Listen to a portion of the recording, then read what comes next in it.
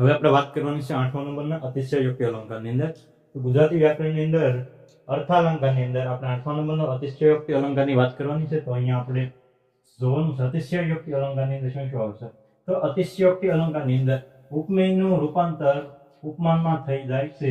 અતિશયોક્તિ અલંકારની અંદર ઉપમેયનું રૂપાંતર ઉપમાનમાં થઈ જાય છે. તો અહીંયા ઉપમેય પ્લસ ઉપમાન કહી શકાય. તો આપણે એનું ઉદાહરણ જોઈએ તો મહારાજ ચંદ્રને નિરખતા પોતાના ચંદ્રની પ્રતીક્ષા કરી રહ્યા હતા.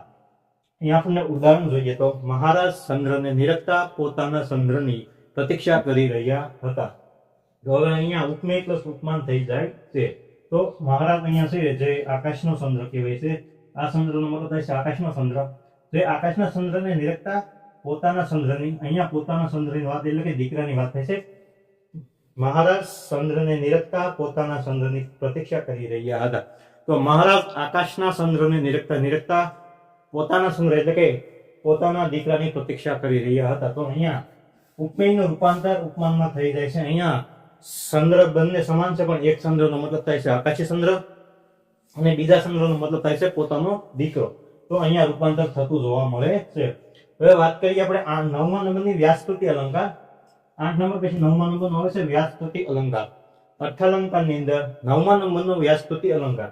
તો અહીંયા આપણને સાવ સરળ રીત છે વ્યાસસ્તુતિ ઓળખવા માટેનું.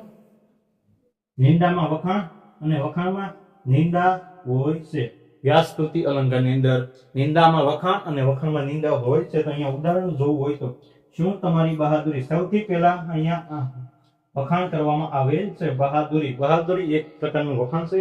અને અહીંયા નીચે જોઈએ તો ઉંદર જોઈને નાટ્યા. શું તમારી બહાદુરી, ઉંદર જોઈને નાટ્યા. તો સૌપ્રથમ નિંદામાં વખાણ. તો અહીંયા બહાદુરી એ વખાણ વાળો શબ્દ છે ને વખાણમાં પાછું વખાણમાં નિંદા કરેલી છે. તો ઉંદર જોઈને નાટ્યા, તો એક પ્રકારની નિંદા થઈ ગણાય. તો એની પછી આવે છે અપનહૂતિ અલંકાર. 10 નંબરનો આવે છે અપનહૂતિ અલંકાર. તો એની અંદર વચ્ચે નથી શબ્દ આવે છે. અપનહૂતિ અલંકાર ઓળખવા માટેનું બેસ્ટ રીત છે કે વચ્ચે નથી શબ્દ પકડી રાખવાનો. આપણે વચ્ચે નથી શબ્દ પકડી રાખવાનો. તો એનું ઉદાહરણ જોવું તો આ પર્વત નથી. તો અહીંયા નથી શબ્દ જોવા મળે છે, પર્વતનો રાજા છે.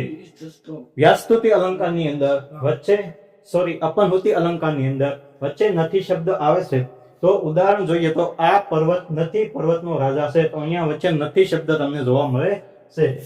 એની પછી અન્યોક્તિ અલંકાર. 11 નંબરનો અલંકાર જે આવે છે એને આપણે અન્યોક્તિ અલંકાર કહી શકાય.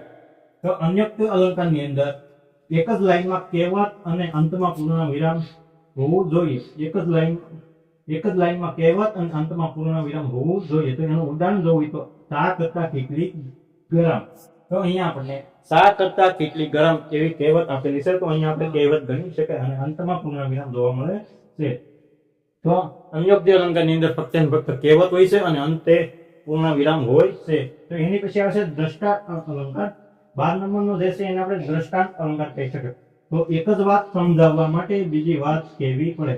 એક જ વાતને સમજાવવા માટે બીજી વાત કહેવી પડે. તો ઉદાહરણ જોવું હોય તો વડ એવા ટેટા, બાપ એવા બેટા. તો એક જ વાત સમજાવવા માટે અહીંયા બીજી વાતને આપણે ગણી શકાય. તો વડ એવા ટેટા ને બાપ એવા બેટા. તો આવી રીતના આપણે 12 અલંકાર પૂરા કર્યા છે. હવે આપણે છેલ્લો અલંકાર વિરોધાભાસ અલંકારની વાત કરવાની છે.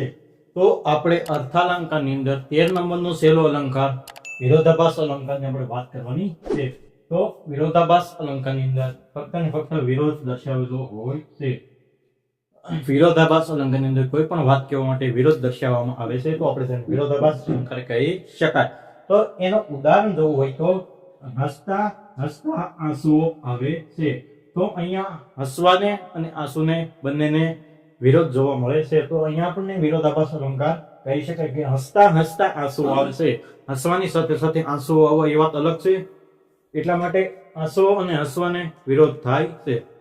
તો અહીંયા આપણે અલંકારોની વાત પૂરી કરી છે. જો તમે અમારી ચેનલ પર નવા હો તો અમારી ચેનલને સબસ્ક્રાઇબ કરવાનું ભૂલશો નહીં, જેથી કરીને અમારા કોઈ પણ વિડીયો આવે તો તમે એને સૌપ્રથમ જોઈ શકો.